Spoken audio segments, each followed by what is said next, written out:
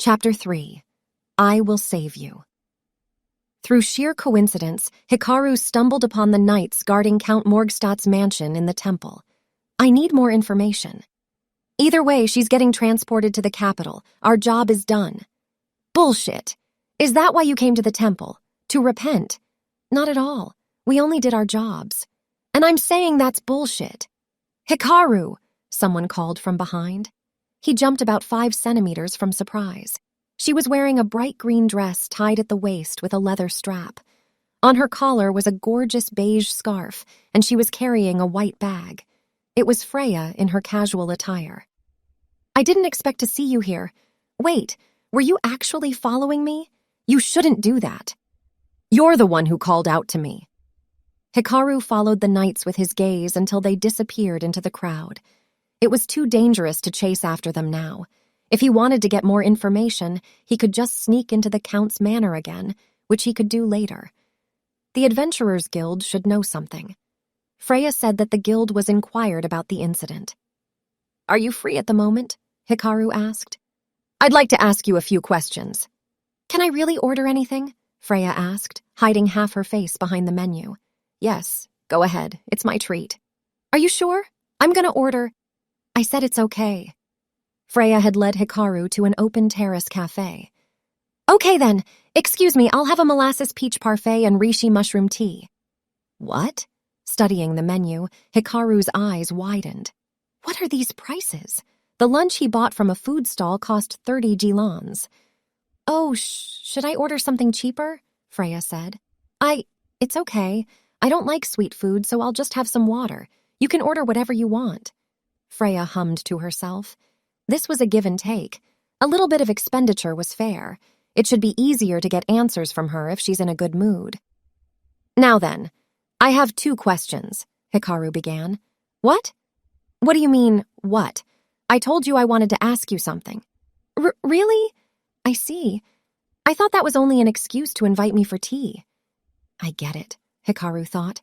She's used to people asking her out. I thought it was strange for you to ask me out for tea out of the blue, Freya said. I'm sorry. It's fine. Providing information to beginners is all I'm good for anyway. Oh no, her eyes were going blank. You can order some more if you want. Hikaru quickly showed her the menu. Excuse me, a green apple pie too, please. She ordered more without a shred of hesitation. More gilans out the window. He wasn't sure why he said that, but he convinced himself that it was better this way, that he made the right move. So what did you want to ask about? Right, it's about Unken. He's the guildmaster, isn't he? Hikaru set aside Count Morgstadt's murder for later. Did he tell you that himself? He insisted he was only an assessor.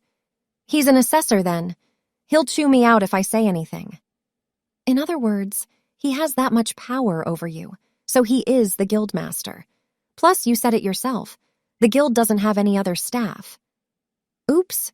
Did you want to know who the guildmaster was? No, that's not it. How do I put it?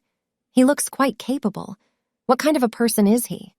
I only heard rumors, Freya prefaced. Usually it's skilled adventurers that are appointed as guildmasters, but I heard that Sir Unken wasn't an adventurer. Apparently, he was working for a more public institution. Unken himself basically said that those with assassination-type skills did not form parties. That didn't apply to pure spies, of course. But after finishing a huge job there, he retired and worked for the Adventurers Guild. What kind of a job was it? I really don't want to talk about this, Freya said, pointing at the menu. It was something called a twin tornado juice and cost a whopping 150 gilans. Sure, go ahead. Hikaru regretted paying 3 nights in advance. He should have also at least taken the payment for the meat and hide, which amounted to 7,500 gilans. There were some fine notes under the mysterious juice, but he didn't feel like reading them. Can I? Really? Like really? A man doesn't go back on his words, Hikaru said. Hooray! I've always wanted to try this one. She mentioned something about how only a man and woman could order it, but Hikaru ignored it. He didn't care about the juice. He just wanted more information. So, anyway, please continue. Ah, right. You can't tell anyone about this, okay? Okay. You promise? If you tell anyone, I'll secretly place a penalty on your guild card. I promise. Wait, you can do that? You better not. Sir Unken was probably, Freya lowered her voice, a spy or assassin working directly under the king, I think. I see. And? Hello? I expected a better reaction. I was really nervous, you know. I mean, I imagined that was the case. So how did you arrive at that conclusion? Well, a waiter brought the syrup peach parfait, and Freya started on it. It was jellified peach, apparently made entirely of nectar. It was cut into cubes and dressed in fresh cream. Just looking at it made Hikaru's mouth sweet. The reishi tea, on the other hand, looked just like the green tea in Japan. They say Sir Unken came to the guild around 50 years ago, Freya continued. That was a long time ago, huh? Yes. He finished this huge task at his previous job a little over 50 years ago as well. Hikaru nodded, urging her to continue. That was around the time when Ponsonia's neighboring country, the Quinbrand Empire, had someone else succeed to the throne. Before then, the emperor was Balzard, a tyrant. Rumors say he was assassinated. Apparently, Emperor Balzard declared that he was going to destroy Ponsonia. At that time, the kingdom was weak from an outbreak of plague. There's no doubt that Ponsonia wanted to assassinate Balzard the most. So all the circumstantial evidence fit the theory perfectly. Yeah, but that's not all. Once when I delivered some documents to Sir Unken's office, I saw an old note on his desk. It was a thank you letter from His Majesty the King. He left it there when he went out for a bit and came back right as I took a quick peek at it. I couldn't ask him about it. He was fuming, like, "Did you see it?" It was terrifying. Freya quivered. She looked like a chihuahua. There are only a few cases where a king would personally send a thank you letter to someone, Hikaru said. Usually it would be the prime minister, agency heads, or an aristocrat. Generally, a king would only send a letter of appreciation to someone who accomplished a significant feat during wartime. Exactly.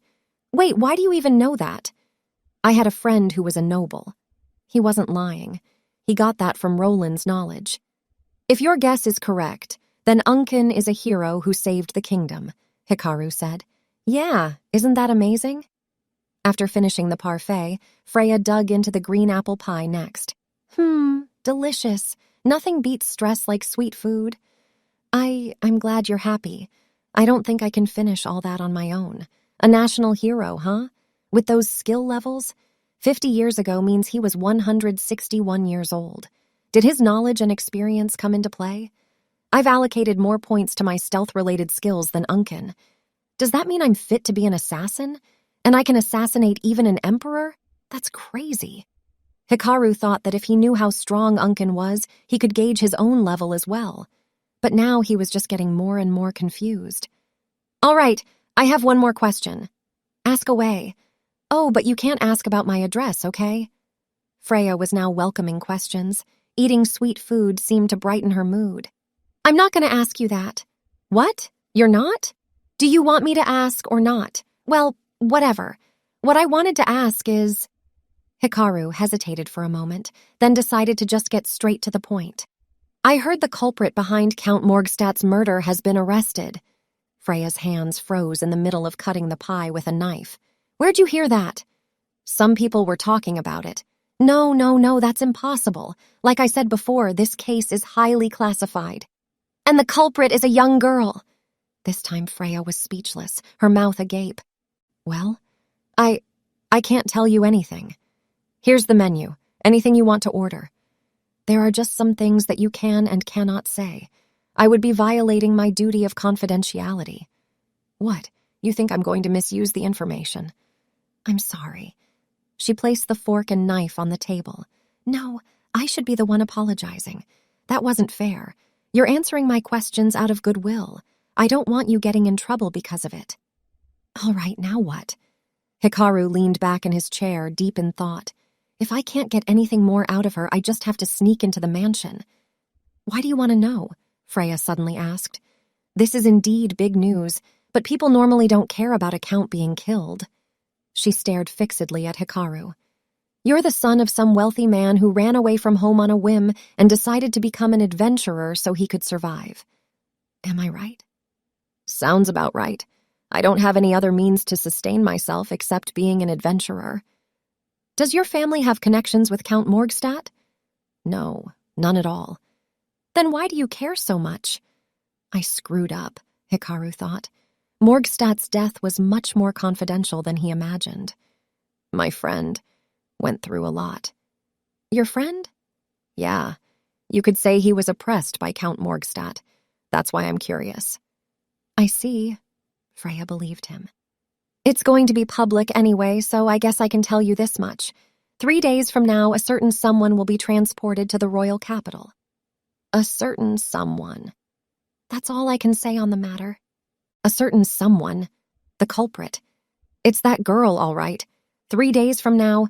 The fact that the Adventurers Guild knows about that means... Don't tell me. Adventurers will be guarding the transport. Why? Freya's attention was on the food, as if to say, I'm not telling you anything else. There were knights in the Count's manor who are much higher ranked than the common soldier. So why would they hire adventurers to be the convoy? There's got to be more to this. In the meantime, the twin tornado juice arrived. The container was shaped like a round melon and made of metal, with 2 straws sticking out of it. 2 straws. Here you go, Freya said. Come on. Wait, what? There's 2 straws on this thing. Yes, it's called twin for a reason. No. It's a couple's drink, stuff that soppy lovebirds drink. Freya's cheeks turned red from embarrassment. I told you I've been wanting to try it, but I didn't have anyone to drink it with. You've got all those men after you. You had plenty to choose from. Adventurers are scary. She did mention that before. Hikaru finally understood. She sees me as someone completely harmless. All right, let's have a drink then. We'll take turns. Apparently we're supposed to drink it at the same time. There's no way that's... Hikaru checked the note on the menu. Seriously? Do we have to act like a cheesy couple? I understand if you don't want to, Freya mumbled with teary eyes. I don't mind, Hikaru quickly replied, but I just didn't want to cause you trouble. You know, what if people think we're a couple? It's not like we're going to bother anyone. Freya looked away, cheeks flushed, fidgeting. Let's drink it then. Like I said, a man doesn't go back on his words. Oh, okay. They moved their faces closer. This is much closer than I thought. Their hairs were almost touching. 1, 2... They sipped at the same time. Fresh, citrusy juice entered their mouths along with a sweet aroma. It was slightly carbonated. Tastes nice, Hikaru remarked. You're right, it's so good. Freya's radiant smile paralyzed Hikaru. How could the adventurers call her fake smile Freya when she could put on such an immaculate smile? Hikaru himself was using her to gather information. Now I feel bad. He wondered if there was anything he could do to make it up to her. More, Hikaru. Okay. Are you mocking me? I'm older than you, you know. That reminds me, how old are you?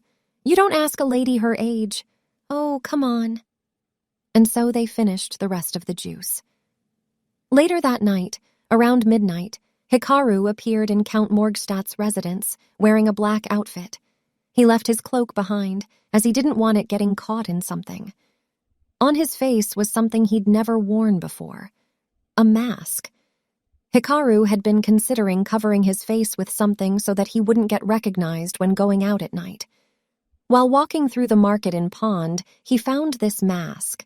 It was designed to hide the area around the eyes and the bridge of the nose, while completely covering only the right side of the face. There were engravings around the edges, but otherwise it was a simple silver mask. It was being sold at an engraver's stall, who said he had been commissioned to create it by a wealthy merchant. He said he had a daughter with a burn from her forehead to her right cheek. She would be using it regularly, so he wanted it to be light, and with a trace amount of mana so that it would stick onto her face. And I obliged. I had to ask an artificer to help with the mana part, though. Then suddenly the merchant went bankrupt or something, and he couldn't buy it anymore. How about it, young man? I'll give you a discount. It cost 500 gilons. He tried putting it on, and indeed it stuck to his face. He liked the simple design as well. Polishing it with a cloth revealed a beautiful silver luster. Alrighty then. I guess I just have to go through the front again. Hikaru's objective was to gather information, but if possible, he also wanted to save the girl. She was innocent to begin with, and she helped him escape after assassinating Count Morgstadt. I have no idea why she helped me, but I don't like the idea of her being accused of a crime that I committed. Before this, Hikaru had snuck into the station in town to eavesdrop, but came up empty. Most of the guards' conversations revolved around booze, gambling, women, and gripes about their superiors. But he did gain something. The girl wasn't in the Public Safety Investigation Agency's custody, an organization similar to Japan's police. She wasn't in the station either. That means she's still in the Count's place. The front gate was locked, but not the side entrance. A guard stationed at the entrance didn't notice Hikaru at all as he slipped past him. The last time he was here, it was raining. Tonight, the pale, a lot paler than on Earth, light of the moon was shining on the mansion. The front door, which he used last time to enter, was locked. Of course it's locked. Someone was just assassinated recently. Security will be a lot tighter, but my stealth's level has gotten up as well.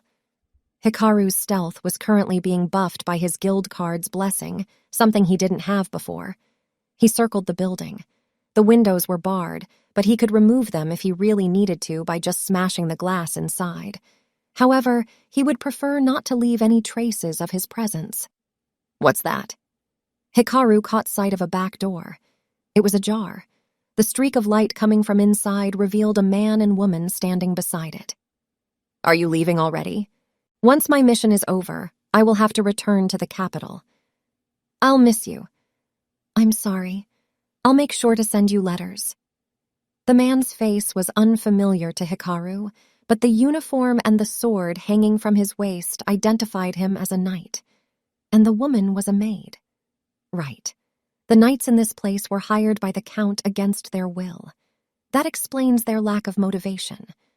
But still, you shouldn't hit on the maids. Hikaru slowly walked past them and slipped inside through the back door. As soon as he opened it, the sudden brightness from within caused the knight and maid to jump and flee into the darkness. They probably thought someone was coming from inside. Hikaru was there, but they acted like they didn't see him. This stealth god blessing is too good. Inside, he spotted a storage room with a kitchen beside it. There was only a dim lamp on. No one was around. Hikaru steadily pressed on. He didn't need to worry about minor stuff with his stealth active.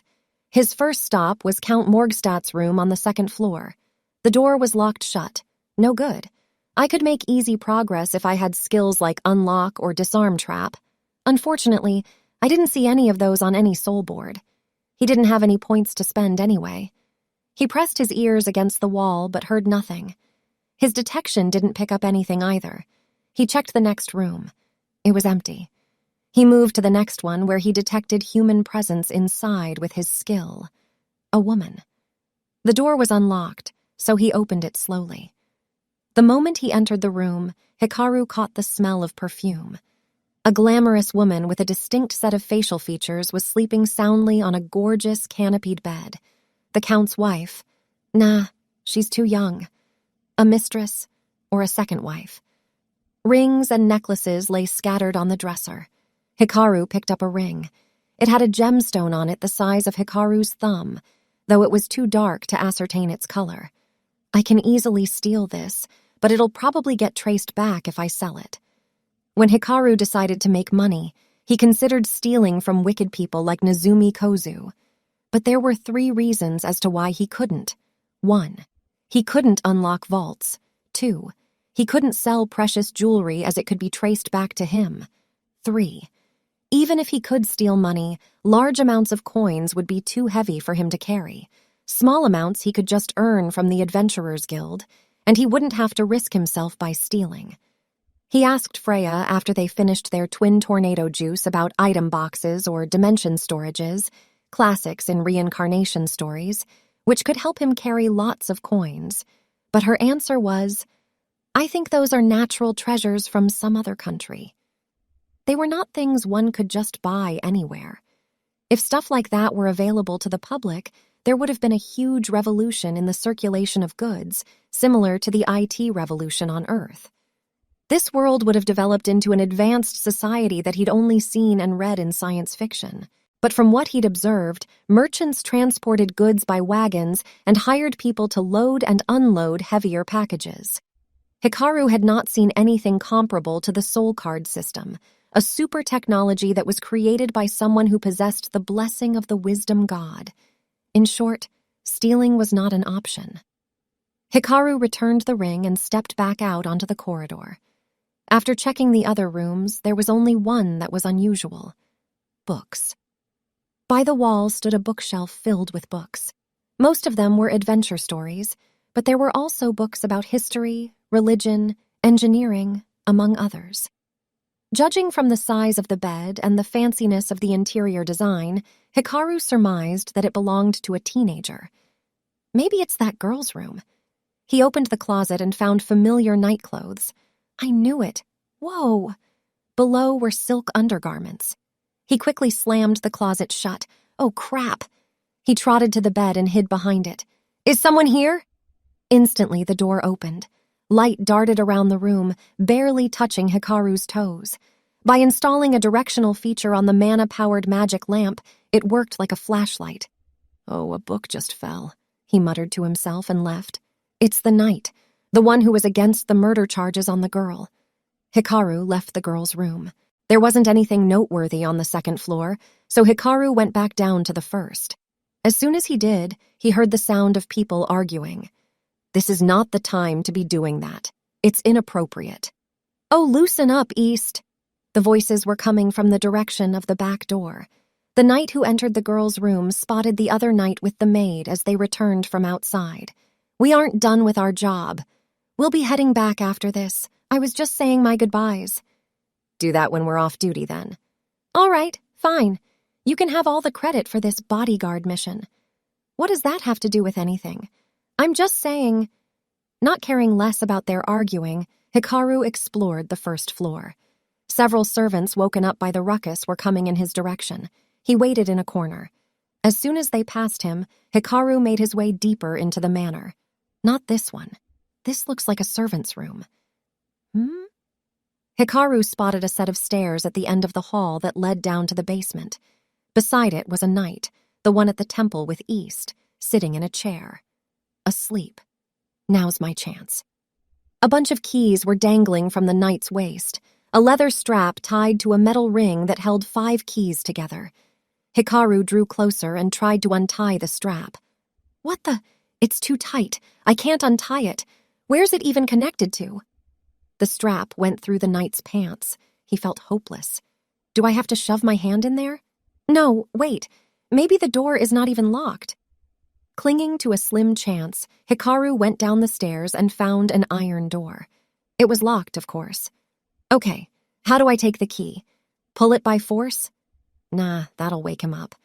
Cut the strap, then? Not a bad idea. Although, if I failed to save the girl tonight, security would be tightened even more.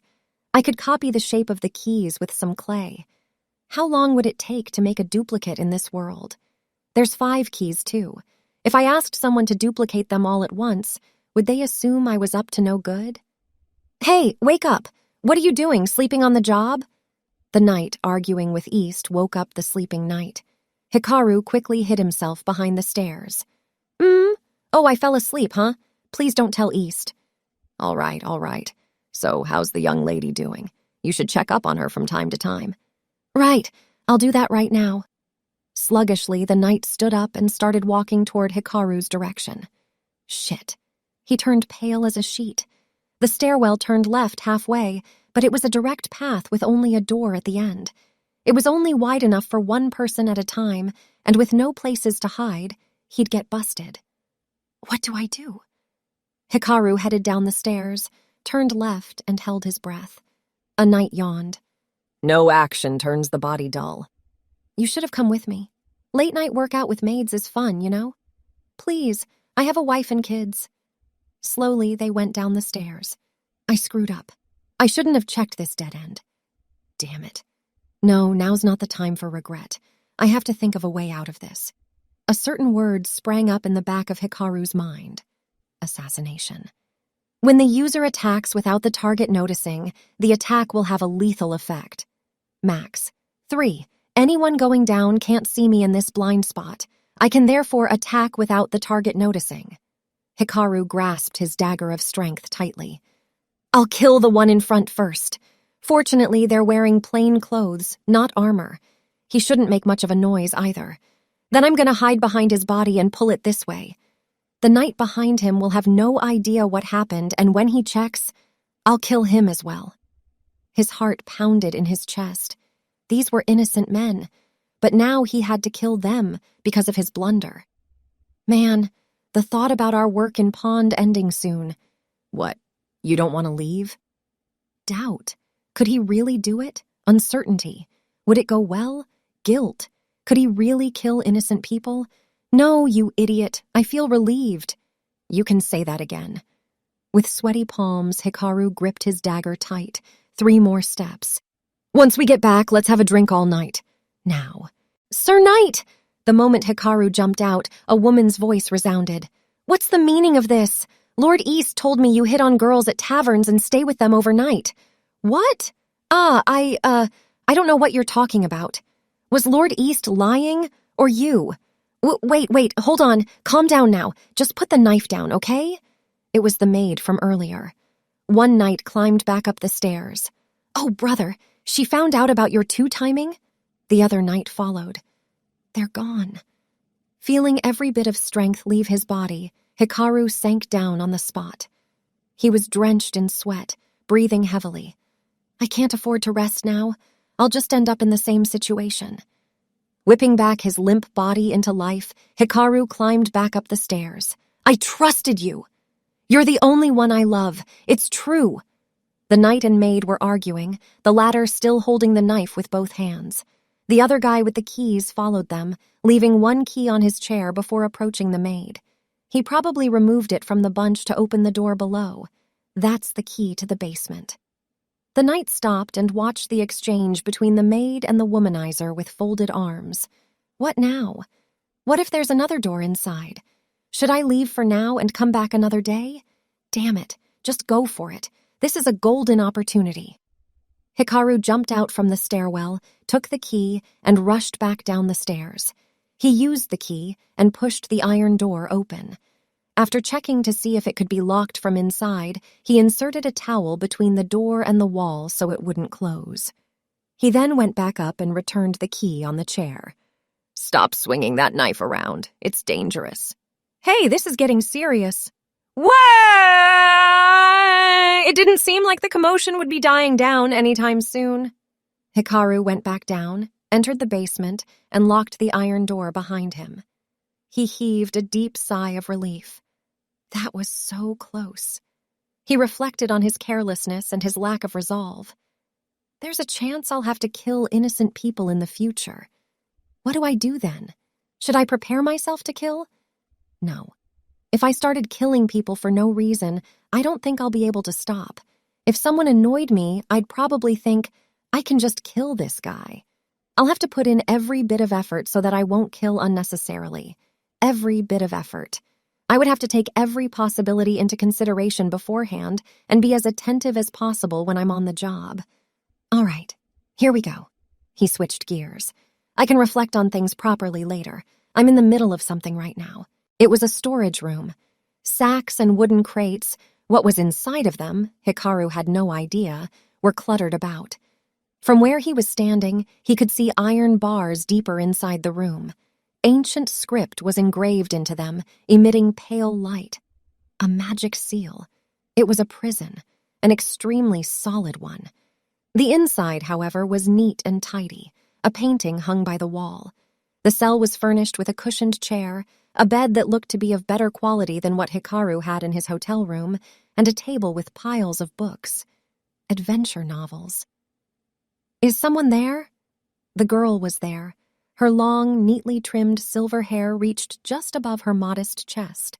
She had bangs brushed to the right side of her face, and underneath them, blue eyes, as blue as a mystical lake found deep inside the mountains, regarded Hikaru. She's beautiful. Her beauty was out of this world. It was dark the night he killed Count Morgstadt, and he didn't have the time to examine her closely. She was wearing a dress as red as wine. She was apparently reading under the dim orange light of a magic lamp. Hikaru checked his mask. His face should be well hidden. Switching his blessing would require taking out his guild card, so he just turned off his stealth directly. He seemingly appeared out of nowhere. The girl gave a start. "Who are you?" "The one you helped." "I see, the person who killed the Count." He didn't expect her to guess it right that quickly, though it wasn't that surprising. She might not have seen his face, but she saw his build. "I've come to help you," he said. "Is that so? Thank you for coming, but I can't get out of here." "Is this a magic prison?" "A magic cell, yes. It was built by the guildmaster of the alchemists' guilds. He's the only one who can open it," she said indifferently. Her voice was as clear as a tiny bell, yet seemingly devoid of emotion. She was inside a cell, and the real culprit was before her. But she was as calm as she could get. "I see. I didn't expect the key to be a living person. It will open if you kill the guildmaster, but you can't do that." "What makes you think so?" "Because you have a pure heart. You can't kill innocent people. The guildmaster could be someone wicked who deserves to die. No, he's a good man. Earnest and sincere, he seeks the truth behind magic. Don't you want to get out of here? You saved me. I have a reason to help you. If you wish to be free, no. Why not? Because I've already achieved my goal." For the first time, emotions flickered in the girl's eyes. "Because you killed that man for me." He saw emotions from her, relief, as if she'd found repose in the death of the Count. "Sounds like a lot of people didn't like that guy." "Very few liked him." "He was that horrible, huh? Just the thought of his blood running in my veins makes me want to die." Then it dawned on Hikaru. He killed her father. "You're Count Morgstadt's daughter?" "In a technical sense, yes. Please don't look at me like that. Did your parents lock you up inside the house? Treat you like a tool?" "I wonder how long it's been since I've gone outside. Not once since I moved here, so around 4 years, I suppose." "The Count placed you under house arrest?" "He feared me, but he couldn't get rid of me because I was valuable to him." Her choice of words was probably something she picked up from Morgstadt in their everyday interactions. Cold, inhuman words. "Why do you think the Alchemists Guild's guildmaster had to personally come to build the magical cell for a young girl?" Hikaru swallowed. Pale blue light, almost as blue as her eyes, gathered around her. The air's density changed, making it hard to breathe. "Because I can use extraordinary magic, magic that only knows how to destroy." The light vanished, and Hikaru's body felt lighter. His back was drenched in sweat. He had activated his mana detection, so he knew that that was a mass of pure magical power just now. Incredible amount of mana filled the whole cell, so much so that her body seemed to have vanished. He wanted to check her soul board, but he couldn't bring it out. The moment he tried summoning her soul board, the blue runes on the cell started glowing, jamming his ability. The cell had completely shut down her magical power as well. It wasn't just the iron bars. The walls, floor, the ceiling all had ancient markings. Yet even the air around Hikaru, who was standing outside of the prison, changed. Her power was immense. "Thank you for coming all the way here. I never thought anyone, much less the actual culprit, would come to save me." "Who pinned the murder on you?" "It doesn't matter." "It does. There's just too much stuff I don't understand. Don't you hate your own power? Then why did you show it to me?" She tilted her head slightly and smiled. "You asked who pinned the murder on me. There's the clue to your question's answer." "What do you mean?" "In a few days, I'll be transported to the capital as a murderer. His Majesty will then show my power to his subjects. Once the kingdom knows about it, I'll be incorporated into the expeditionary force under the pretext of atoning for the murder of my own father. They'll turn me into a weapon of slaughter, killing endlessly in the front lines of war. I will die on the battlefield in the not-too-distant future. I will be known as a mass murderer who killed her father. And since that will stain the historic kingdom of Ponsonia's reputation, my whole existence will be buried in darkness." Wait, so you're saying that the one who pinned the murder on you, Hikaru swallowed, is the king? As someone who's concerned about me, I wanted to at least let you know, she said, neither affirming nor denying Hikaru's statement. That I existed. So fragile, Hikaru thought. How could this girl be so fragile? How could she give up on life so easily? Patrols should be here soon, so you should go home, and don't come back. Their worlds were too different. Hikaru was estranged from his parents, too. He was more or less aware that he grew up bitter because of it. But what about her? Not only had she not felt a parent's love, she was treated as a tool, and she accepted that. Tools don't want to live freely? Live their own life? No. The girl's hands, clasped together, were shaking ever so slightly. Of course not. Hikaru removed his mask. The girl stared at his face, a little surprised.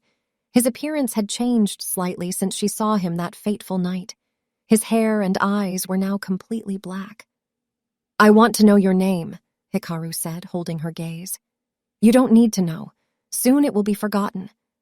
I'm Hikaru. She had given up on life? Not at all. That couldn't be farther from the truth. Tell me your name. If she did, her hands wouldn't be shaking. If she did, she wouldn't be reading adventure novels.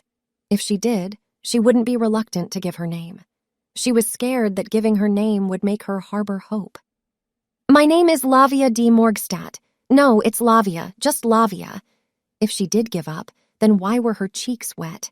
Lavia, I will— No, she exclaimed. Don't say any more. I don't want to expect anything. Once I do, I won't be able to stop hoping. I was fortunate enough that the man who tied me down is gone. I can't wish for any more than that. But Hikaru went on. I will save you. Tears spilled down her cheeks. No, don't say it. Lavia had prepared herself for a life of darkness. Suddenly a hand stretched out to her, and the dam in her heart that kept all her emotions burst. You're right, Hikaru said. I can't bring myself to kill innocent men, so I won't kill anyone. I'll help you escape without shedding blood. 3 days from now, adventurers will transport you to the capital. It'll be the perfect opportunity. She didn't answer. She just kept on crying, tears flowing endlessly. Hikaru held out his hand, but was stopped by some sort of invisible barrier surrounding the cell. He pressed his hand against it. People say I'm arrogant, he said. I have confidence in myself, and I believe I can pull off what I just said. Whether you wish for it or not, I will save you. I will barge into your life, just like how I appeared out of nowhere and killed your father. Lavia staggered toward him and pressed her own hand against Hikaru's. Can I believe in you? I'm an extremely heavy burden. I don't care. You saved my life first. I can't just sit by and let you die without even returning the favor.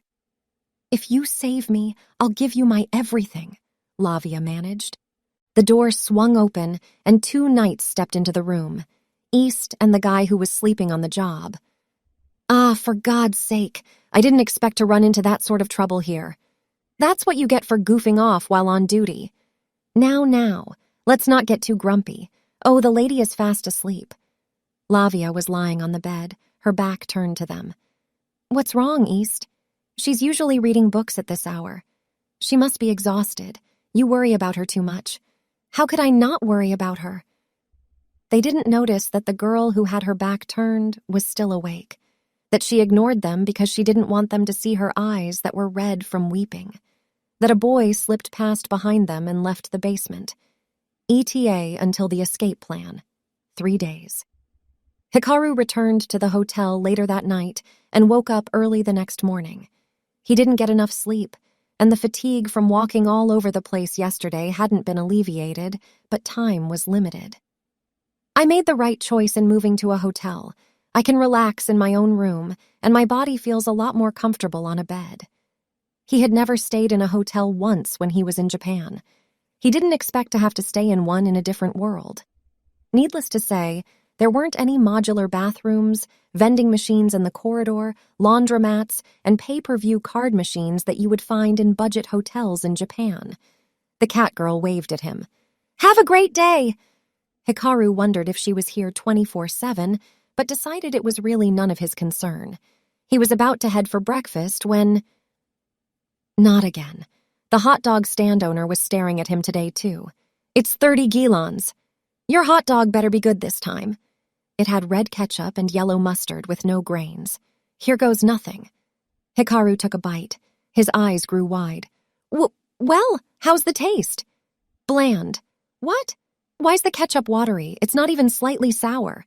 The hot dog tasted exceedingly bland. While fully disappointed, he already bought it. After finishing it, Hikaru left the hot dog stand. The vendor's shoulders sagged despondently, a sullen look on his face. Hikaru made his way outside town, not the Adventurers Guild. He knew what he had to do. "First, I need money." It was always good to have money. He would need some to hide Lavia after rescuing her. The problem was, it was the king that pinned the murder on her.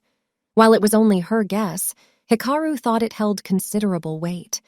After all, it was a count that was killed. The murder of one of the top 10 influential people in the kingdom of Ponsonia. The culprit was identified in just 2 to 3 days. Lavia couldn't have confessed to it herself, so it must have been someone's idea. Someone from those 10 people. It doesn't really matter who I'm up against, though. Hikaru actually had a chance to succeed. It would all come down to his preparations in the next 3 days, and one of those was to make some money. And the fastest way to make money was to hunt red-horned rabbits. 15 minutes after leaving town, Hikaru spotted one. One thrust from his dagger of strength took the creature's life away. He felt a lot less guilt than yesterday. I guess it's all about getting used to it. He stared at the bloody dagger, its blade covered in fat. He wiped it off with a rag. The same probably applies to killing humans. And you need to have a strong mind to control yourself. Because of his blunder last night, he considered killing the knights. He had a lot of time to think about it since then, and after much pondering, he imposed a few rules on himself. 1. If he concluded that someone must be killed, then he would do it without hesitation. 2. He should be fully prepared before stealth infiltrations. There was no such thing as being too prepared. 3. Perform simulations of plans. He would not use the words, "play it by the ear." This was where his stealth skill came in. It was perfect for gathering information without much risk. How could he not put it to good use? It's my best weapon, after all. As soon as he killed his 3rd red-horned rabbit for the day, his body started burning on the inside. What the? A chilling sensation surged within him that made him just want to run. This is the same sensation from when I killed the Count. 10 seconds later, it settled down. Hikaru opened his soul board. Hikaru age, 15 vertical bar. Rank, 5 vertical bar 1. I knew it. My soul's rank increased. Back then, he thought it was elation from committing murder, but apparently not. He didn't know how many living things he had to kill before his rank increased, though. From what he'd gathered so far, beginner adventurers in their teens had a rank below 10. Those in their 20s had ranks between 10 and 20, and people in their 30s had at most 25. So Unkin's 51 was quite high. The higher the rank, the harder it would be to rank up, most likely. So even killing red-horned rabbits increases one's rank, huh? I wonder how much higher I can go in a short time. Besides earning money, Hikaru thought of other things to do in the next 2 days. Gather information about the adventurers guarding Lavia during the transport and leveling up. Ranking up gave points, and 1 point alone was quite potent. I've already decided to put the first point on this. Hikaru navigated through his soul board. Strength. Muscle strength. 1. Weapon mastery. Hikaru's sack with 2 red-horned rabbits was already too heavy for him. He struggled to carry one that didn't have its innards removed, but going to the guild and back every time he killed one would take too much time. Increasing his strength was an efficient shortcut. Wait, what? The red-horned rabbit he killed just now was short and round, as big as 2 watermelons put together. Yet he managed to lift it with just one hand. It's light, holy cow. That was just 1 point. He recalled Zelnenko's soul board, which had 3 points in strength. Freya mentioned he was quite strong. It made sense now. Unken had 9 points, I think. Now's not the time to think about that. Let's head back. It was already nearing noon. Carrying 3 red-horned rabbits, Hikaru headed back to town. The gatekeeper stopped him to check his sack and was surprised. Shocked, even. Hikaru told him that someone taught him how to efficiently hunt rabbits, which was enough to convince the gatekeeper. Hikaru remembered his idea of bringing a present to the guard who stood up for him. The guard was overjoyed when he gave him one of the red-horned rabbits. He said he would make stew out of it with his colleagues. Apparently, the meat was quite delicious and would usually only be served during huge celebrations. He had 1 less rabbit now, but he gained an ally, a guard that managed the gate. The best thing to do was not to engage, but if he wanted to rescue Lavia, having the guard on his side wouldn't hurt. After having lunch at a food stall, Hikaru carried the sack with the 2 red-horned rabbits to the guild. On entering the guild, Hikaru's ears caught the voices of young people. He spotted a bunch of teenage adventurers, 5 of them, 2 boys and 3 girls. They were having fun scanning the bulletin board for commissions. A party, huh? Definitely not for me. Stealth would be difficult to use in a party. The other party members wouldn't be able to see him. If I was reincarnated differently, would I have chosen a different skill? What's that? A party of kids from the sticks, apparently. Oh, the sticks, you say? Someone with experience should teach them stuff then. There's about 10 other people who are thinking the same thing. Heh heh heh. A few adventurers approached the kids' party. Looks like they're up to something again. The adventurers in this place are a bunch of thugs. Maybe that's why Freya keeps turning them down over and over again. Letting out a sigh, Hikaru made his way to the counter, to where Gloria was. Freya's shift was already over. Hello, if it isn't Mr. Hikaru. Can you please call Old Man Unken for me? And you should pay attention to those kids. They might fall victim to the games of those seasoned adventurers. Thank you for the advice. Yes. Gloria shot them a glance. The kids and older men were having a friendly conversation, on the surface, that is. I'll keep an eye on them. So why do you want to see Sir Unken? He said he would personally assess the goods. Okay, please wait a moment. Gloria's tone was as cool as usual, but there was a gleam deep in her eyes. She seemed to have an idea what was inside the sack. Can't let my guard down around this woman. When Hikaru met Unken at the butchering station, the old man was wearing the same grumpy expression. I told you to come in the evening. Sorry, I finished earlier than expected. I can come back later if you want, though. It's fine. Let's do it now. Wait, did you bring 2 rabbits? The national hero was surprised when he saw Hikaru take out 2 rabbits and place them on the table. Come on, if they're that rare, then make sure you disclose it properly. Put rare species or SSR. Hikaru couldn't help but think pointless conflicts might occur simply because of adventurers lacking common sense. What would have happened if he brought 3 rabbits? Leaving one with the guards was a wise decision. For the record, the horns are broken, Hikaru said. Of course they are. You're going to give me a headache if you keep bringing ones with their horns intact. Speaking of which, the horn from yesterday has been priced. How much is it? 140,000 jilans. What? Well, stunned, are we? A little bit. He was dumbstruck. There were more zeros now. It was only natural he'd be stunned. Plus the price of the meat from yesterday for a total of 147,500. You will receive 47,500 cash, and 100,000 will be in the guild's custody. Does that sound good? Wait a sec. What do you mean, custody? Do I have to come here to withdraw money? What? You don't even know that.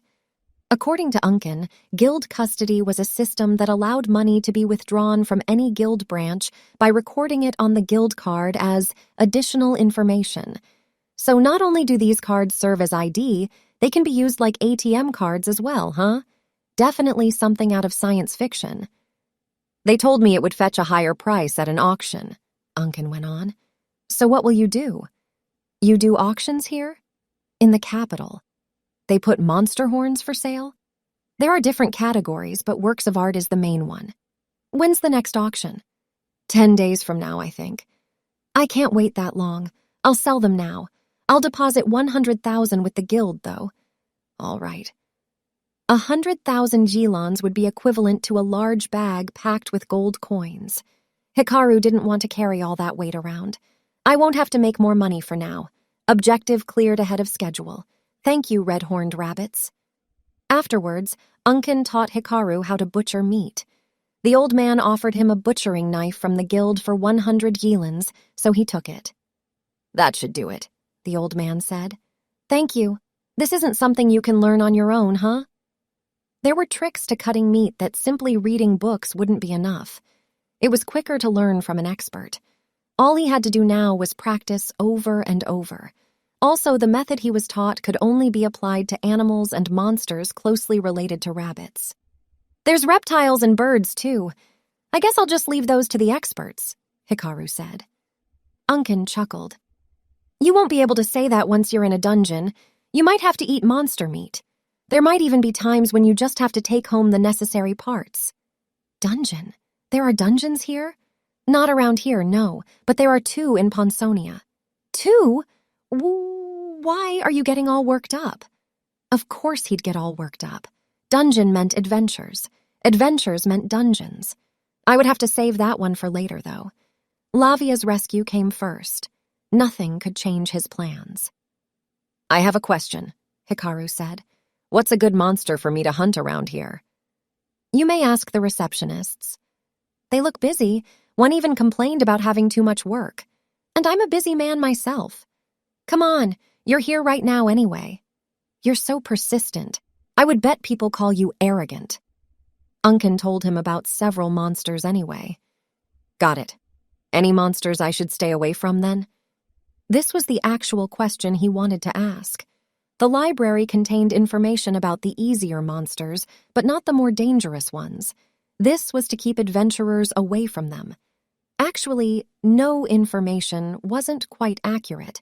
Their names and distinctive features were available, but nothing else. No mention about where they could be found. Why do you want to know? Unken's eyes narrowed. His instinct had sensed something. So I stay away from them, of course, Hikaru answered. I'm thinking of making money around here for a while. I might have to go deep into the forest. I think it's important to know which areas I should steer clear of.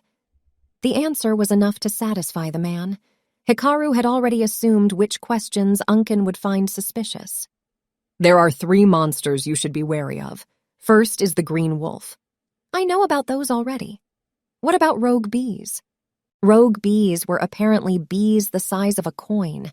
Their wings had devolved so they moved by jumping from tree to tree. They normally operated alone, but if they spotted an enemy, they would immediately call their friends. Bees, huh? I know what you're thinking. They don't sound like a threat. That's not it. Hikaru was telling the truth. He was thinking about how much trouble it would be to kill them to rank up. They're quite swift, and their movements are unlike any other monsters. It's difficult for the eyes to adjust. Got it. What's the last one? Forest barbarians. An unfamiliar name. They're about 3 meters tall and either operate alone or with a partner. A couple, basically. They look terrifying, so it's unlikely that you get close to them unwittingly. What do they look like? They have 4 arms and only 1 eye. Otherwise, their bodies are similar to humans, but they don't wear anything, and they have smooth skin. Sounds terrifying. The perfect example of a legit monster. Now that he mentioned it, there was information about them in the library, but they were referred to as green giants or forest guardians. Where are they found? Just don't go too deep into the forest, especially at the foot of the mountains. The ecosystem in the mountains is different. There's one place you should also be wary of, the lake on the east. That area is a breeding ground for monsters. I see. I think I got all that. That's about it. No, wait. There might be one more thing. Might? Goblins have been spotted near the town recently. They might have a settlement somewhere. Stay away if you see one. They say once you find one, you find 300. So they reproduce faster than cockroaches? 2 more days before Lavia's transfer. The next morning, Hikaru started early. The hot dog stand was closed today, so he had breakfast at a different place, bought packed lunch for 2, and left town. He planned to go to the Eastern Lake, a breeding ground for monsters. It would take 3 hours to get there by foot, so he took a ride on a horse owned by a cool-looking man. It could carry 2 passengers, similar to a bicycle or a motorbike. The blankets on the seat made for a comfortable ride.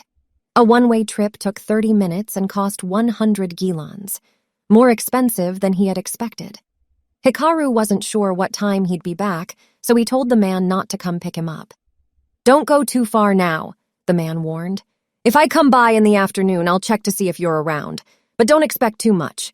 Again, don't go too far." After giving him sufficient warning, the man left. The lake was known as a fishing spot. Hikaru spotted a number of people fishing, but as Unken said, there must be monsters deep in the woods. A lot of them.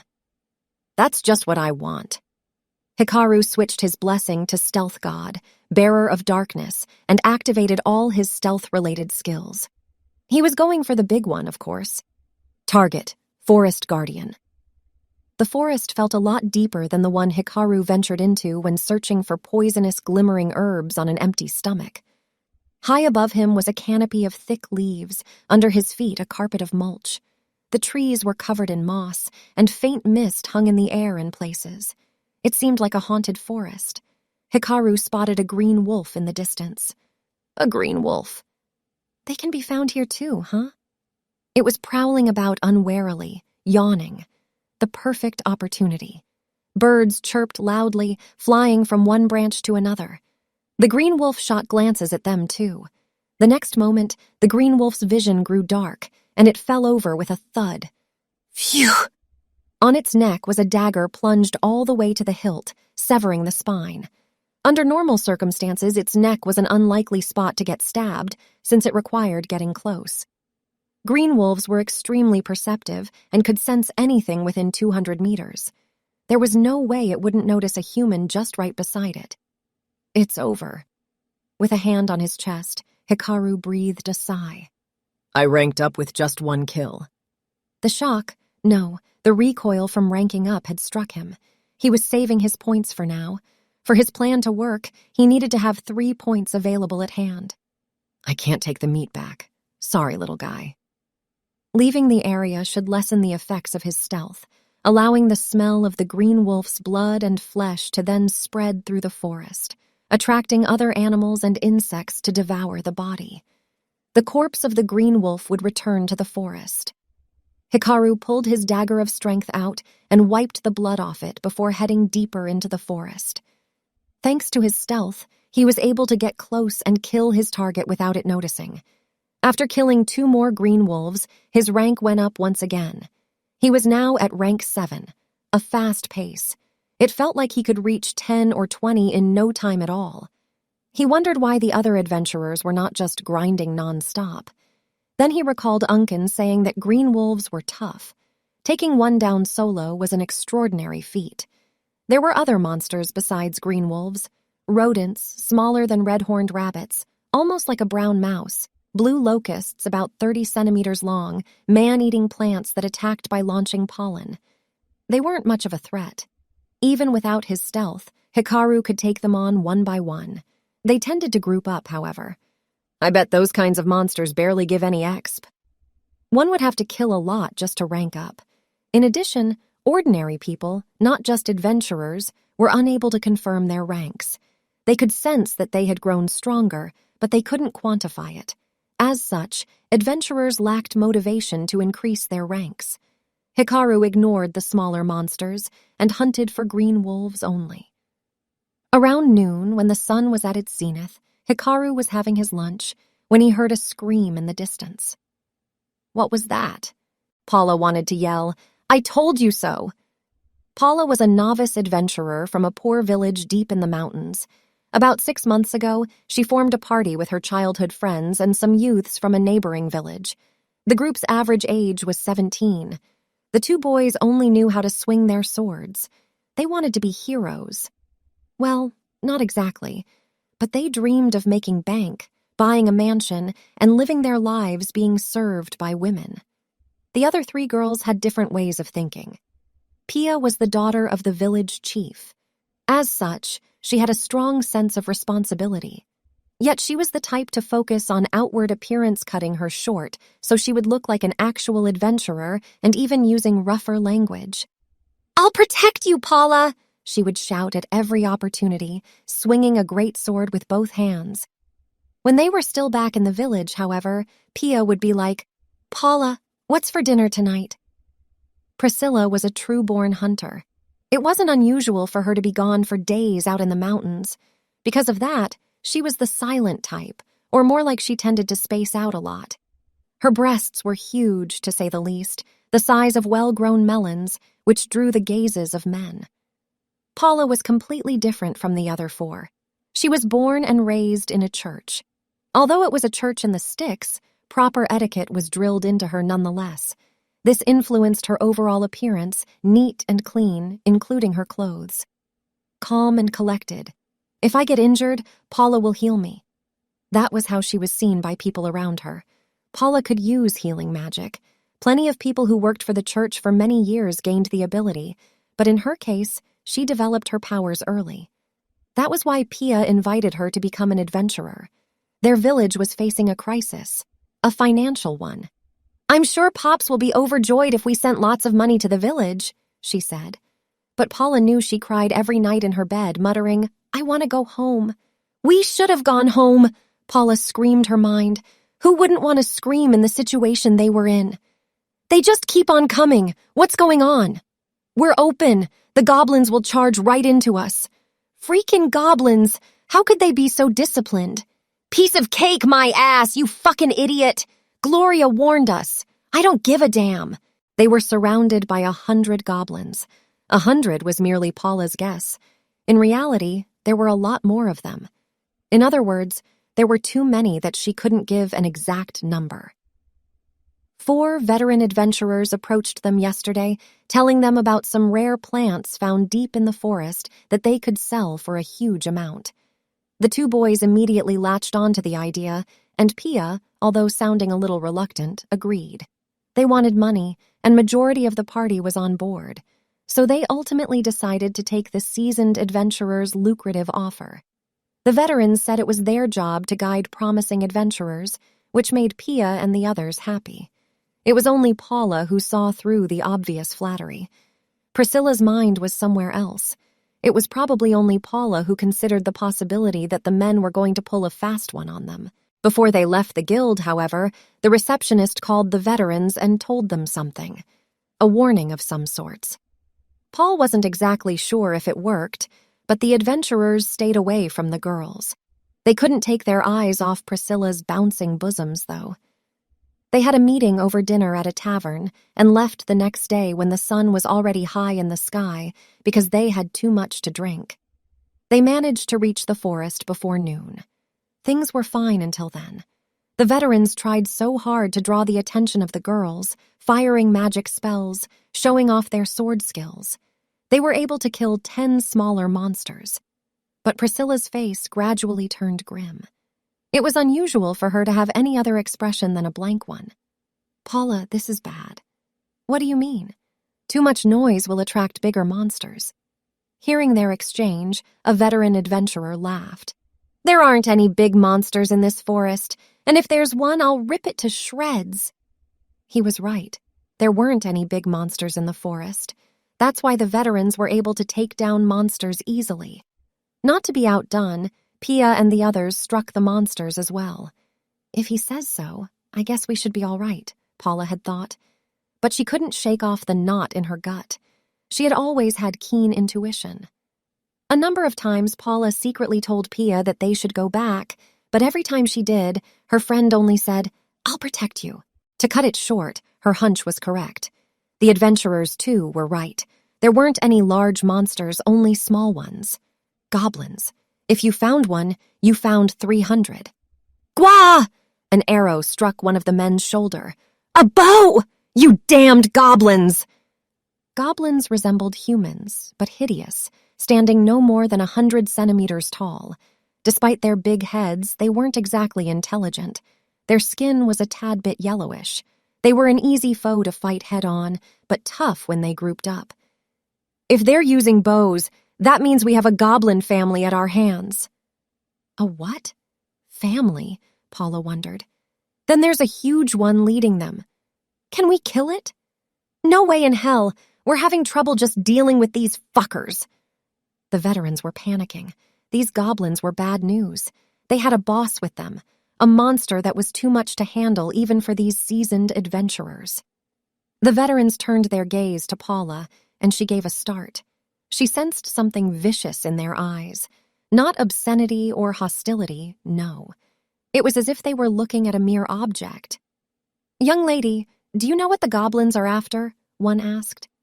I don't know." The veterans inched closer. Pia, who said she'd protect Paula, was out in front, fighting. "Breeding." "Bree? Ding?" Paula couldn't grasp the meaning of the word immediately. "They're going to grab a female human and make her give birth. In other words, they're after you, not us." "What?" A chill ran down her spine. She turned pale from fear, and she couldn't think straight. The goblins were after her, not to take her life, but to rape her. "You understand, right?" No. If we hand you over to them, we might make it out alive, all right?" "No!" The men grabbed her arms. "Paula!" Priscilla, who was busy firing arrows, rushed towards her, but the other men blocked her path. "No, no, no! You can save everyone. That's your duty as a healer." They grabbed Paula from both sides and dragged her away. Pia seemed to have noticed the commotion, but the fourth guy tried to hide it. The two boys were idiots. They had no idea what was going on. "Off you go!" Paula stumbled forward. 10 meters ahead of her was a group of drooling goblins. They looked primitive with their rusty knives, wooden clubs, and stones. Kicked from behind, Paula tumbled 3 meters away. Ah! The goblins were momentarily surprised, but they soon realized what they had been given. They ran up to her. Through Paula's tear-filled eyes, the goblins looked to be moving in slow motion. We shouldn't have come here. But it was too late for that. They shouldn't have left the village to become adventurers. Pia might have talked her into it, but she herself made the decision to go with her. Paula grew up in a church. Unlike the other members of the party, she had plenty of opportunities to read books. Not only holy scriptures or handbooks. Only a few villagers could read, so all sorts of books were donated to the church, including romance novels. Paula was engrossed in these romantic stories, and she made a wish that if she left the village and went to the big city, a handsome boy with rosy cheeks would appear before her. Fated to meet, they would fall in love with each other. There were nights when she couldn't sleep, elated from her fantasies. She even wrote a story about it, with a main character named Polly, clearly modeled after her. I'm such an idiot. I'm so stupid for having fantasies. Not one book told her about a story where the girl ended up being violated by goblins and forced to bear their children. She wished to be killed rather than suffer a terrible fate at the hands of these monsters. She squeezed her eyes shut. The goblins were swooping down on her. Trembling, Paula forced her mind to think. Huh? The goblins aren't coming? Can you stand? Huh? Confused, she opened her eyes and saw a boy standing there. He had black hair and black eyes, wearing a cloak over his black clothing. The boy was pulling out a dagger from the back of a goblin's head. Paula had no idea where he came from. Even the goblins were stunned. It's real. There was one thing Paula knew, however. A fateful encounter. Man, that was close, Hikaru thought. She was a rear guard by the looks of it. Her only weapon was a short sword, with a blade a little longer than his dagger of strength. A few seconds later, and the girl would have been hurt. A few minutes, and she'd be either dead or worse. Stay back. Are you listening? A pretty boy. What? I'll have you know, ugh! She threw herself at him out of nowhere, so Hikaru delivered a punch right to her face. What is wrong with you? Ha! A treat from a pretty boy. Hikaru quickly realized that she was bad news, and he saved her. He felt danger that belied her immaculate appearance. She was staring at him with a grin on her face, trembling.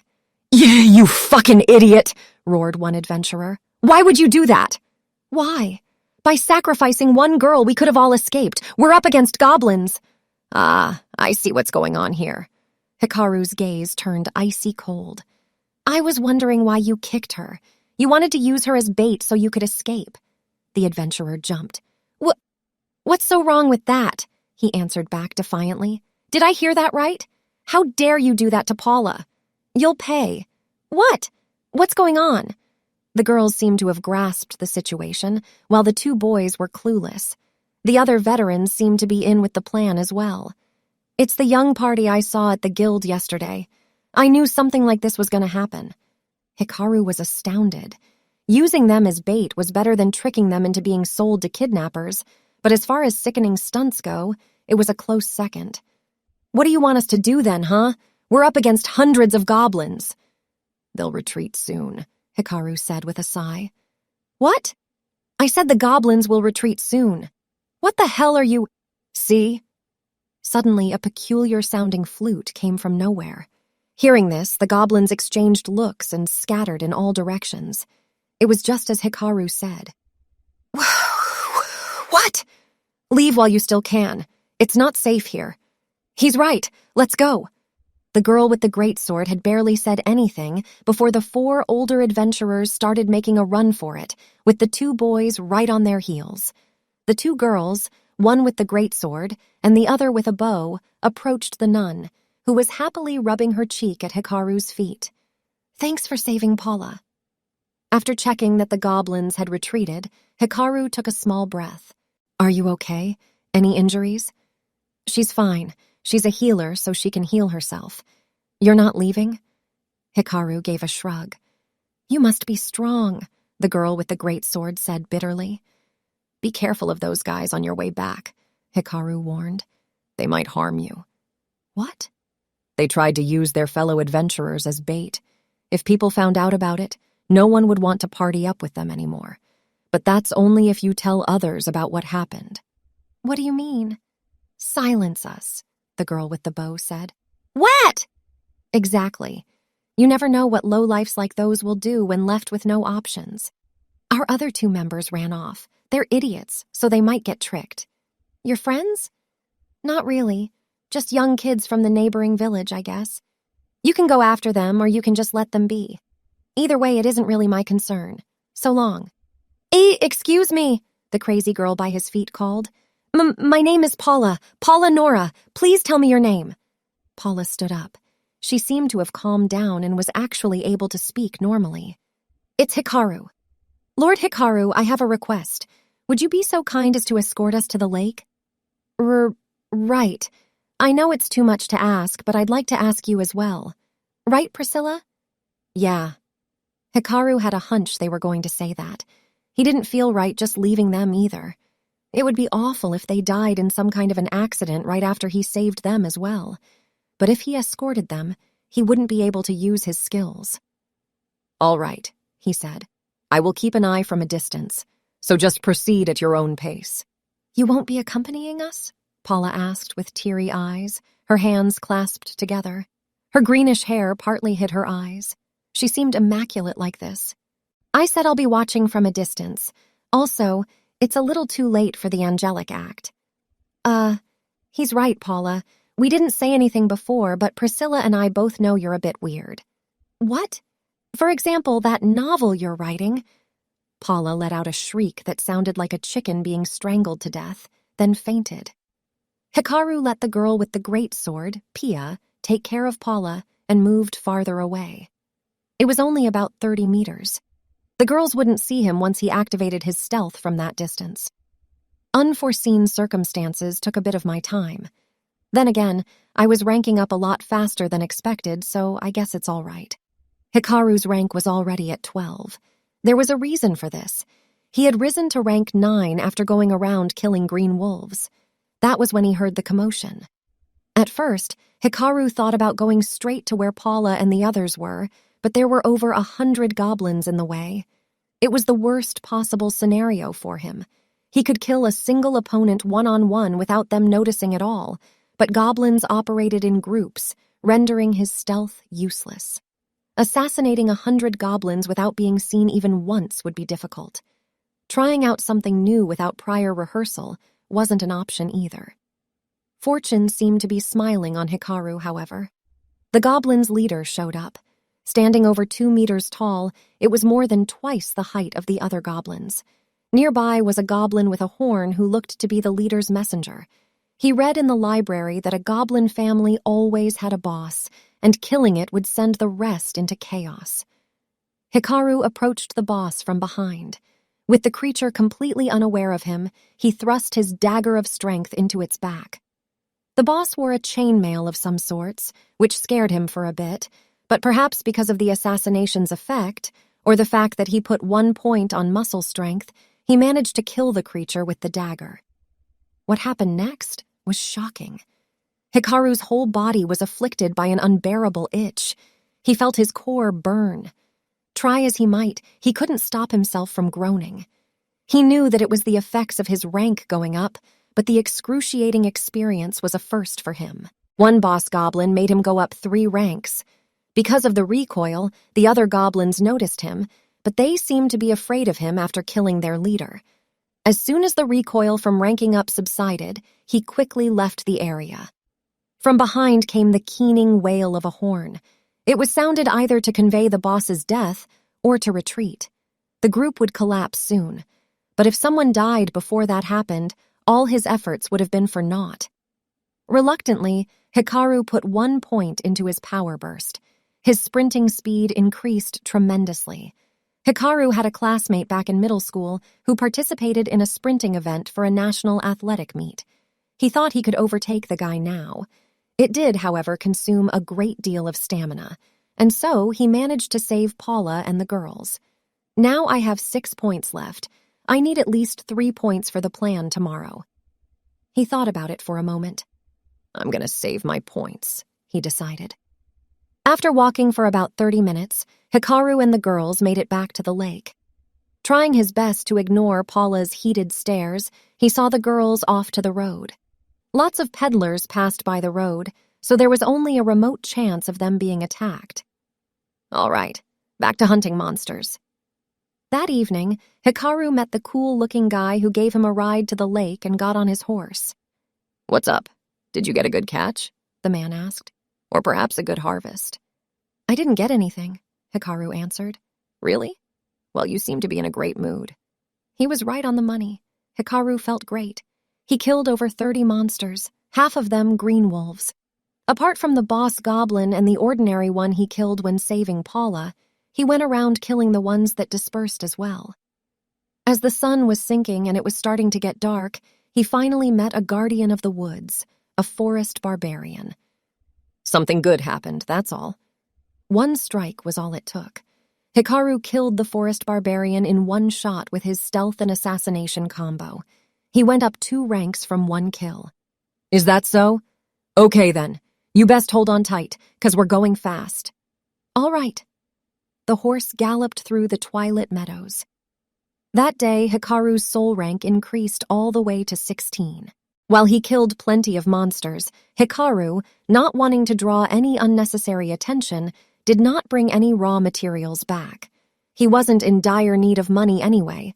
His priority was to keep a low profile, or at least that was the plan. Lord Hikaru!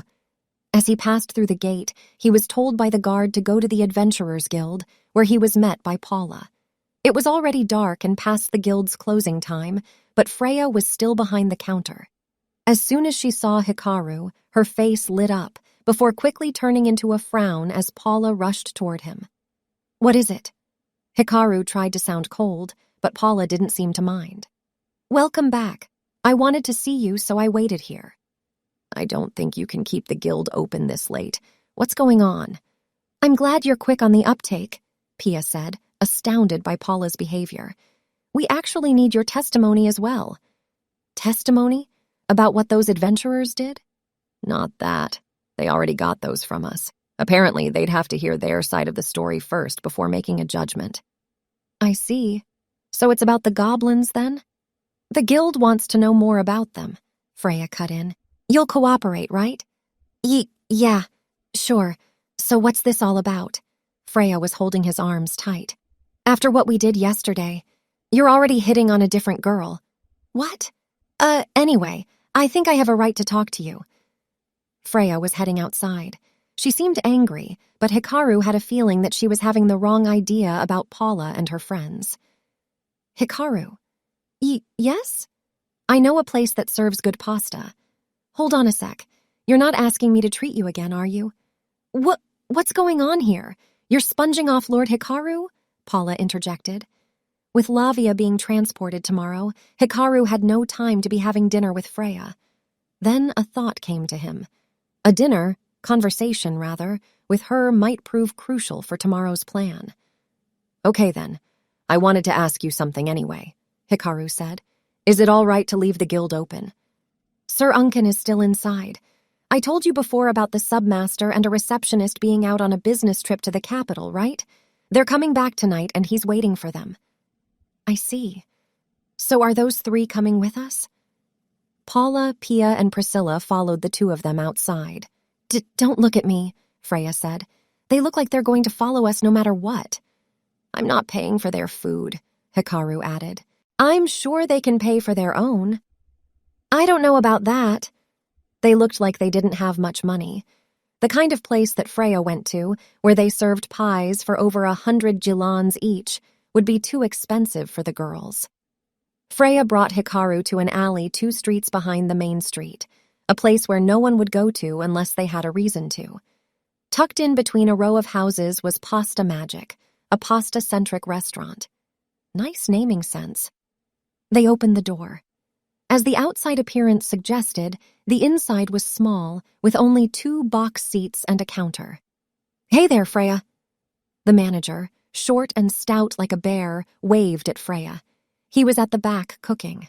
They were shown to a box seat, but since it could only seat 4 people, an extra chair was added for the spaced-out Priscilla.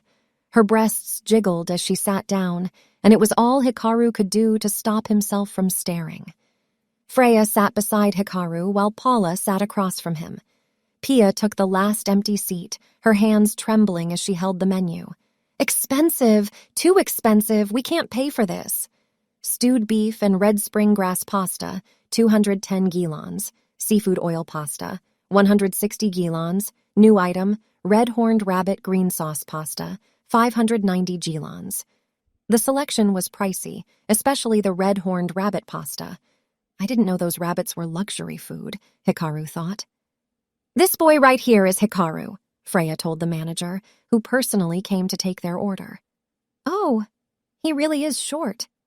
I'm sure everyone's shorter compared to you, Hikaru muttered under his breath as he studied the manager, who was almost 2 meters tall. It's not that I'm short. No, definitely not. I see. You're a lifesaver. There hasn't been any stock on red-horned rabbits lately. A sudden increase in price is one thing, but there's nothing we can do when we can't even order them. Then out of nowhere, I receive word that there's some stock now, today as well. I asked around what was going on, and apparently a beginner adventurer hunted the rabbits. I asked Freya to bring you here so I could let you eat to your heart's content. Freya brought him here for that reason. I see. I was wondering who purchased them as well. How about you sell them to me directly? I'll pay you good money for them. Yeah, you can't do that, Freya protested. The guild will get it from the meat wholesalers. Foodstuffs purchased by the Adventurers Guild from adventurers had to be sold to trading firms first. The man laughed. I'm just kidding. Hey, kid, I'm actually curious about the red-horned rabbit's innards. It's fine, right, Freya? His spirit as a professional chef made his eyes gleam. You just dispose of them, right? Please take those with you next time. I want to make dishes out of them. They're not distributed in the market anyway, so I can buy them directly. How about it, kid? It's Hikaru. What? Are you seriously addressing a business partner as kid?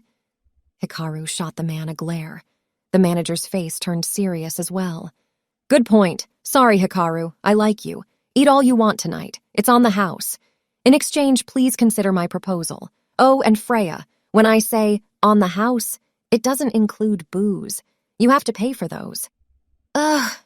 Freya's face lit up as soon as she heard that food was on the house, though it seemed she was already expecting it, but she was quickly disappointed to learn that it didn't include drinks. Hikaru gave Freya a sidelong glance. I don't drink much, only a little bit. Why are you looking at me so coldly? How much does she usually drink? Hikaru wondered, appalled. He was certainly surprised. The other girls just sat there vacantly. You heard him, Hikaru said. Food is on the house, but pay for your drinks, okay? For real? Your eyes are too bright, Pia. Hikaru's shocked. You're drooling like crazy, Priscilla. Pia and Priscilla were overjoyed from the sudden blessing of free food. Paula, however, looked apologetic. I'm sorry it turned out this way, Lord Hikaru. It's fine. I wasn't even aware of this. Also, please drop the Lord. I'm probably younger than you anyway. Is that so? If that's what you want, Master. Why'd you make it worse? I'm your slave at night. Don't force yourself if you can't even say it with a straight face. And so they started on their food. So, Hikaru, how'd you drive the goblins away? Pia and Priscilla silently dug in as soon as food was served. The former spoke crudely, but she had good table manners when eating. All the pastas were great. It was Hikaru's first pasta in this world, besides the fried noodles, and he thought it was delicious. The oil and spices provided some punch, but there was something missing. Oh, there's no garlic, Hikaru thought.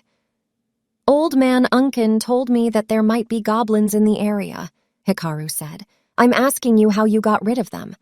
Because he's Lord Hikaru, Paula said with a smile. You keep your mouth shut, Freya said. We won't get anywhere. Apparently, goblins that group up are called goblin families, Hikaru went on. For a disciplined one, there's usually a chain of command with the boss on top. That's correct. I'm surprised you know.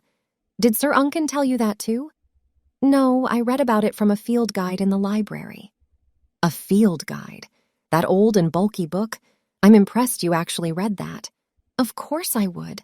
The information you have can sometimes make the difference between life and death. Freya went quiet. A thought crossed her mind. She always thought Hikaru was simply lucky, but that might not be the case.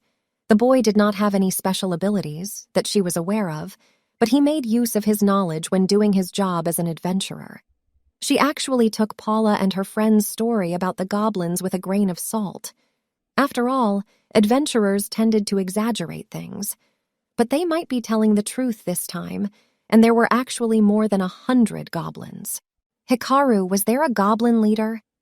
I don't know what they're called, but there was a goblin bigger than the manager here, and another one with a horn which looked like the leader's attendant. I read that hitting the boss would confuse the whole horde, so I attacked it. Did you really? Were you okay? Freya grabbed his shoulder. Ouch! What he did was reckless. If a horde of goblins had a leader, the local guild would work together with the neighboring town's adventurers guild to kill it. If left unchecked, they might attack villages in the outskirts and multiply rapidly. It was similar to pest control. The ironclad rule was to deal with them while the damage was still minimal. Of course I am. I'm right here. You're right. I'm sorry. So you got away safely after attacking the goblin leader. Did you hit it with something? An arrow? No. There were some poisonous plants growing nearby, so I coated a rock with their sap and threw it. Hikaru was lying. He actually killed the goblin leader, but either she wouldn't believe him or he'd only draw unwanted attention. So he went with the story he came up with. He weakened the boss with poison. I thought the horde wouldn't disperse unless I attacked the boss. Fighting them all is purely idiotic. You're absolutely right. The three girls went quiet. They were the idiots who tried to fight the goblins. They were once again reminded of how reckless their actions were. Hikaru, Pia said. Thank you so much for saving us. Is there anything we can do to repay you? We'll give you our first, Priscilla said with a blank expression. That's a great idea, Paula exclaimed. Oh crap, Paula actually loves it. That's enough, Freya snapped. You'll only cause trouble for Hikaru. Am I right? For some reason, she was grabbing Hikaru's arm and shaking it. Well, if it's there first, Hikaru thought before he regained his composure. You don't need to pay me back. It's okay. But then I just have one favor to ask, he said. You too, Freya. Freya looked at Hikaru. What is it? Please don't tell anyone about the goblin thing. I just want to live my life as an adventurer in peace. Increasing the chances of me getting picked on by other adventurers is stupid. Freya nodded quietly. She herself was involved that one time when adventurers picked on Hikaru. I agree, she said. There's also the investigation on what those adventurers did to you girls. And if the citizens found out about the goblins, they'd only get worried. So I have to ask you to not tell anyone. No way. Paula looked dejected. She thought she could get intimate with her love and gradually elevate their relationship to a sexual one. We're done with this matter, Hikaru declared. Freya, there's something I wanted to ask you. What is it? Are the adventurers escorting the transfer to the capital already in Pond? He was asking about the adventurers tasked to guard Lavia's transport. The three girls looked puzzled, oblivious to what Hikaru was talking about. Realizing that it had nothing to do with them, they proceeded to eat while giving their impressions about the food. Why do you ask? I told you I can't say any more than what I already did. Some staff are coming back tonight, right? I was just wondering if the adventurers are with them. You're too sharp. They're skilled adventurers, right? I can't help but feel curious, especially if they're more competent than the ones in Pond. Well, if you put it that way, I can see why a studious person like you would be curious. He was recognized as studious out of nowhere. Hikaru didn't mind, so he let it slide. They're scheduled to arrive tonight, Freya said. It's already dark outside. The gates should be closed. Guild staff are allowed to pass if there's special reasons. Apparently those ladies arrived at the capital late, which pushed their schedule back a bit, and now it's already dark out. Wait a minute. Ladies? That's right. The escort is a party of 4 women. Women, huh? I thought for sure they'd be men. Is it because they're escorting a girl? And they're rank B adventurers. Pia spurted out her food. Rank B? Ew. Gross. That's just disgusting, Pia. Yuck. Sorry, Pia apologized. Is rank B that amazing? Hikaru asked. Of course, Freya replied. Among the adventurers stationed here in Pond, the highest rank is D. There's 1 rank A at the capital. Apart from those women, there are only 10 other rank B adventurers. I think 10 is plenty already. Heh. You've never been to the royal capital? Its population is 40 to 50 times more than that of Pond. Wow. It's that big? Roland had hazy memories of the capital, but most of them were spent inside carriages or some manor. The name of their party is 4 Eastern Stars. Their commission completion rate is 100%. Hikaru etched the information deep in his mind. It was about 10 o'clock when they parted ways. In this world, 10 p.m. was quite late, and the whole town was asleep, save for a few taverns and the pleasure district. The lights are still on. Hikaru was at the Adventurers Guild to gather the last bit of information he needed. Lavia was scheduled to be transported tomorrow, but he didn't know exactly what time, so he could only grind skill points and make money until today. The most important piece of information he needed was that of the escorts, the adventurers he had to outwit. He had already anticipated them to arrive the day before. Let's see what kind of people they are. Since the main entrance was shuttered, Hikaru entered through the unlocked door.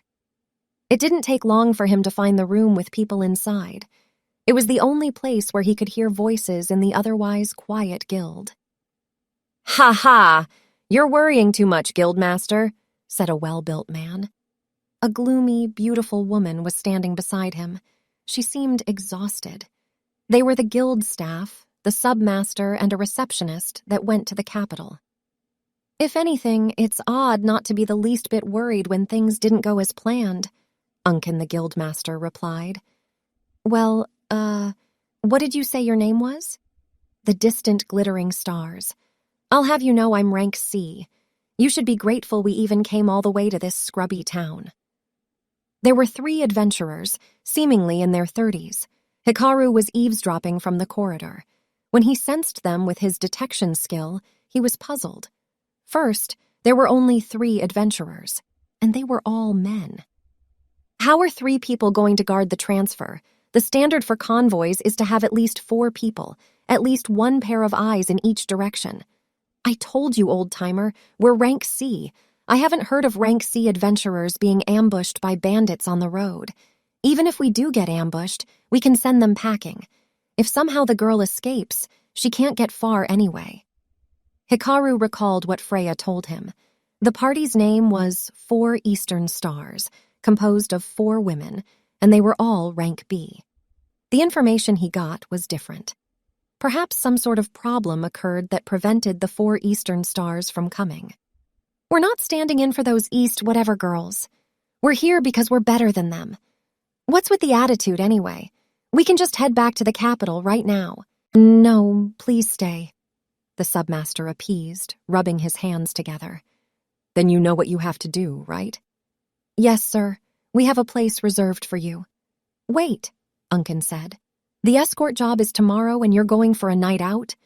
They can leave around noon and still make it to the capital by evening, the submaster said. There you have it. Let's go, Mr. Nagusa. All right. It better be a great place. Why, of course. The 3 men left along with the submaster. Hikaru immediately distanced himself from the door as they stepped out onto the corridor. He took a quick peek inside before the door closed to see only Unken and the receptionist left in the room.